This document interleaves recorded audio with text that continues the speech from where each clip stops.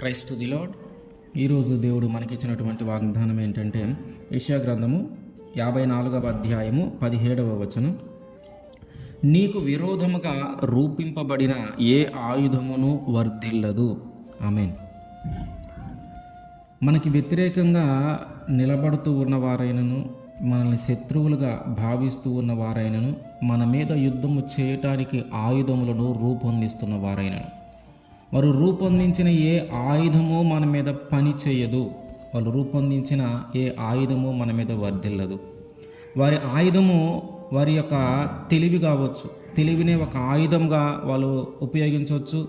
అధికారమునే ఒక ఆయుధముగా ఉపయోగించవచ్చు. వాళ్ళ యొక్క పలుకుబడినే ఒక ఆయుధముగా ఉపయోగించవచ్చు. వారు ఏ ప్లాన్ అయినా ఒక ఆయుధముగా మన మీద ఉపయోగించవచ్చు. వాళ్ళు ఎటువంటి ఆయుధాన్ని రూపొందించుకున్నా ఆ ఆయుధం ఏది మన మీద పని చేయదు. వాళ్ళు ఎటువంటి ఆయుధమును ఏర్పరచుకున్నా ఆ ఆయుధం ఏది మన మీదకి రానివ్వడు దేవుడు.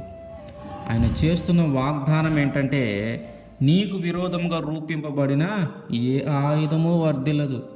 ఆ ఆయుధము తెలివి కావచ్చు, ఆ ఆయుధము నిజమైన ఆయుధము కావచ్చు, ఆయుధము ఒక ప్లాన్ కావచ్చు, ఆయుధము ఒక మాట కావచ్చు, మాటలే వాళ్ళ ఆయుధం కావచ్చు, తెలివే వాళ్ళ ఆయుధం కావచ్చు, నిజమైన ఆయుధాన్ని ఏర్పాటు చేసుకొని ఉండొచ్చు, ఒక ప్రణాళికే వాళ్ళ ఆయుధం కావచ్చు. అట్లా వాళ్ళు రూపొందించుకునే ఏ ఆయుధము కూడా దేవుడు మన మీదకి రానివ్వడు. అది మన మీద వర్ధిల్లదు. వాటన్నిటినీ దేవుడు కొట్టివేస్తాడంతే. దావీదు గారి జీవితంలో ఆయన మీదికి యుద్ధము చేయటానికి అనేక మంది ప్రయత్నం చేస్తూ ఉన్నారు. సౌలు నుంచి తప్పించుకుంటూ ఉన్నాడు. శత్రువులు ఇంకా వేరే వాళ్ళ నుంచి తప్పించుకుంటూ ఉన్నాడు. ఎంతగా ఆయన మీద యుద్ధం చేయాలని ఆ ప్రజలు లేదా ఇతర దేశాల వాళ్ళు, శత్రువులు ఏదో ఒక విధంగా ఆయన్ని ఓడించాలని ప్రయత్నం చేస్తూ ఉన్నారు. చివరికి తన సొంత కుమారుడైనటువంటి అబ్షాలోము కూడా ఒక ప్రత్యేకంగా అబ్షాలోమే ఒక ఆయుధంగా మారిపోయాడు. తండ్రిని జయించాలా, తండ్రిని చంపేసి ఆ పీఠాన్ని అధిరోహించాలా, ఆ పీఠాన్ని ఎక్కి పరిపాలించాలా, ఆ సింహాసనాన్ని కోరుకున్నాడు. ఎంత ఆయుధములు ఏర్పరచుకున్నా ఆయనే ఒక ఆయుధంగా మార్చబడిన ఆ ఆయుధము దావీదు మీద పని చేయలే. దావీదు గారి మీద ఆయుధము పని చేయనివ్వలా దేవుడు.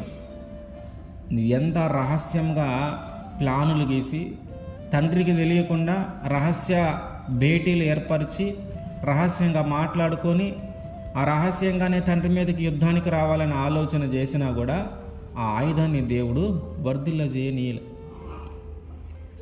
గొల్యాతు విషయంలోనూ అంతే. ఆ గొల్యాతు ఆయనకి యొక్క ఆయుధము, ఆయన ఎదిరించే శక్తి ఎవరికి లేదు.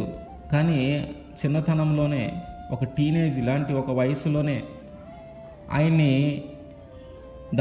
దావీదు గారి మీదకి వచ్చినటువంటి ఆ యొక్క గొప్ప ఆయుధమైనటువంటి ఆ గొల్యాతును కూడా దేవుడు పడేశాడు. అంటే ఆ ఆయుధం కూడా దావీదు గారి మీద పని చేయనీయలే. ఎట్లాగైతే దావీదు మీదకి వచ్చిన ప్రతి ప్రమాదము లేదా ప్రతి ఆయుధము నుంచి దేవుడు విడిపించుకుంటూ వచ్చాడో, మన జీవితంలో కూడా మన శత్రువులు చిన్నవారైనా పెద్దవారైనా, మన శత్రువులు అధికారులైనా పలుకుబడి కలిగిన వాళ్ళైనా, వారు ఎవరైనానో కానీ వాళ్ళు రూపించినటువంటి ఏ ఆయుధము మన మీద పని చేయదు. వాళ్ళు రూపించుకున్నటువంటి ఏ ఆయుధము వర్ధిల్లదు. ఎందుకంటే మన పక్షాన దేవుడు ఉన్నాడు. మన పక్షాన ఆయన నిలవబడుతూ ఉన్నాడు.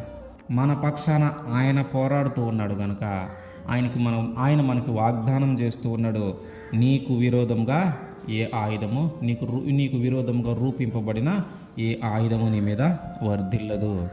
ఆమెన్.